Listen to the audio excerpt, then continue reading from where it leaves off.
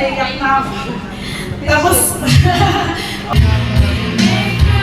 Hi guys, papunta nga pala ako ng Rasruman ngayon. Meron kaming misa at seminar para sa anniversary ngayong Friday. Sabi sa akin dahil hindi ako nakasimba nung last Friday, mag-start daw mga 2 to 3 onwards. Kaya maglalakad na lang ako papunta doon. Hindi naman masyadong kalayuan, mga 15 to 20 minutes lang. Ang barin parang Pilipinas lang din, marami rin nagtitinda sa tabi ng kalsada. Mga around 3 pa na ngayon ng hapon, kalawaya, wala pa masyado yung tao dahil mag-uwian yan, mamaya pa mga gabi. Buti nga dito, hindi uso yung MMDA. Ang narinig ko lang yung mga ibang lahi na nagtinda, yung mga putas-putas, ano ba yan, nabubulol ako. Yan ang hinuhuli nila, pero dito, dahil siguro barini din sila, kaya yan sila mabili dahil dito sa harap nila, babaan ng mga pasahero sa bus stop yan dito. Yung mga pasahero, bago umuwi, dumadaan yan sa kanila muna. Marunong nga yung mga Tagalog, yung mga tindero dyan, dahil karamihan dyan, mga ano nila, mga Pilipino din ang mga bumibili. Doon banda, sa tawid ng kalsada, ano yan, may traffic light, o kaya yung mga tao makasilis, papunta doon, papunta dito sa kanila. Pero doon banda sa kabilang kalsada, meron din nagtitinda ng isda katulad nila. Yung mga isda na tinda nila, lahat nasa Pinas. Kaya pilatro lang kami dito. At last, nakarating na ako guys. Dito lang naman sa building na to, oh. Ayan oh, dyan sa taas na yan. Pakiramdam ko, nag-start na sila. Ano man ang nangyayari, maaaring magkagulo daw. Hayaan mo sila magkagulo.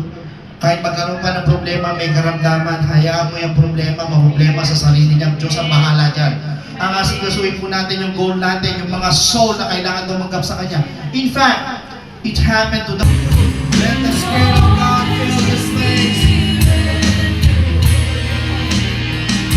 Don't focus on the song, don't focus on the music, focus on the Spirit of God. Kaya mo kausapin ka ng ating Panginoon ngayon, through His Holy Ghost, through the Holy Spirit.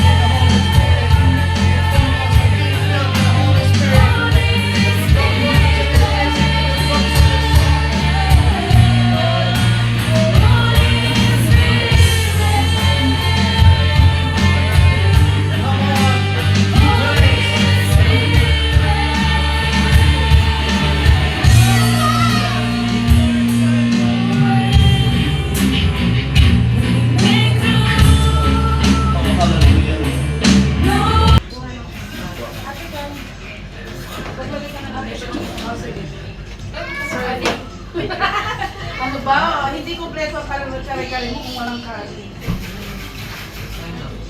Grabe yung merienda rito, ha?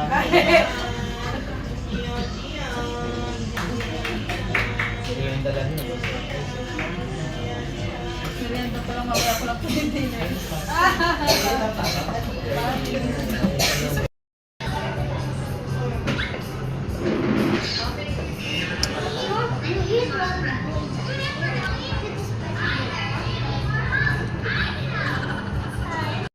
Muni mo ako. Pipili ako dyan. Hindi. Magsasabi ka na. Confess ka na. Sabi mo, macho ako, gwapo ako, tapos mag-test ka mo. Hindi. Siyempre.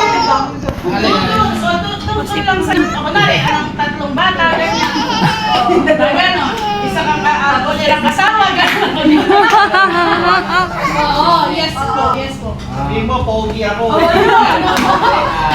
Dalawang Tingnan natin kung react sila. Nag-react sila ng malingan yun, di ba? Sa totoo po, Huwag kang iyak.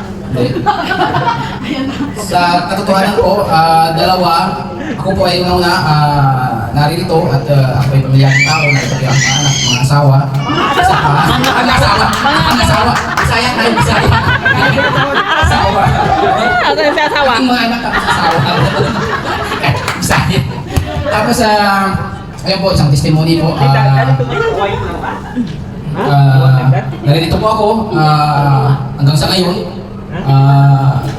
Narito po kaya pastor kung hindi dahil po kila pastor nung nagtatuloy na ako nawala ako ng trabaho. Kasi naisip lang po noon that time uuwi lang ako. Pero dahil nga po sa nagbigay po ng pagkakasal na makasilong, ano po yung church at may manama, hanggang ngayon po nagtuloy-tuloy. Hanggang sa nakabuo po rin ng pamilya ko. Hanggang ngayon po, please God po, nandito pa rin po sa pagkakasal. Pero po, maraming salamat. Hey! Praise God! Church. Kasi ganun din po ako, from Philippines po, ganun din, Katoliko. Kung iisipin po natin kung gano'n po ba bigat ang buhay, lalo ngayon, ay, naiyak na ako. Tapos, tapos, kung wala po talaga si Lord, mahirap po talaga kasi ang hirap po kapitan na rin ng, syempre po kahit may mga kaibigan, kapamilya tayo, kung ano pa yung nararanasan natin hirap, or mga bagyo, or kung ano man, nararanasan din po nila. Pero ang Lord po laging nandyan, available po 24 hours. Tsaka praise God po kasi nga po sa pagpupukpok po ni Pastor sa atin na kahit po masakit, pero natututo po kasi sa totoo lang po, praise God po sa mga words po ni Pastor, parang nanay ko din na pag magkakasala ka na, para na siyang Si Pastor. So, ganun po, parang sa nanay din, ganyan. Kung ano po yung sinasabi na ng nanay lagi, pag gagawin mo na yung bagay, naririnig mo na yung, naaalala mo na yung mga sinasabi ng pastor, sinasabi ng mga parents natin.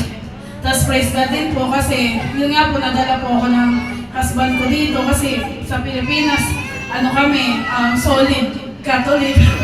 Ganun po. Tapos pagdating po dito, sabi ko, ngayon, na-reveal sa akin yung katotohanan na yung mga bagay na dati pinaniniwalaan ko. Pero ngayon, iba na, mas solid na yung faith ko. Tsaka hindi na ako parang hindi na naapektuhan kung ano yung dating paniniwala mo, dating faith mo, yun yung pinaniniwalaan. Tsaka yun nga po, kasi dito sa church, parang family talaga, sinabi rin po yan sa akin, Sister She, sabi niya, sa lahat ng, kasi, ayan, na-testimony ko na yung sinabi niya, kasi sabi niya, sa lahat ng church na na-attendan niya dito sa Bahrain, witness ang Lord, sinabi ni Sister She, dito lang niya nararamdaman yung parang family life na nagsusuportahan, hindi ka na-left behind kahit kuminsan, syempre hindi naman pare-pareho ang blessing natin, merong material blessing, may health blessing, pero ganun man, hindi natin tinitignan yun, basta nasa church tayo, lagi tayong pantay-pantay lang. Kaya praise God, sana makontinue natin yung unity natin dito sa church. Tsaka masuportahan pa nga natin si Pastor. At tsaka yung bawat isa po. Yan lang po. At praise God po sa buhay natin sa araw-araw. Amen. Amen. Meron pa lang po. Amen. Dito po sa...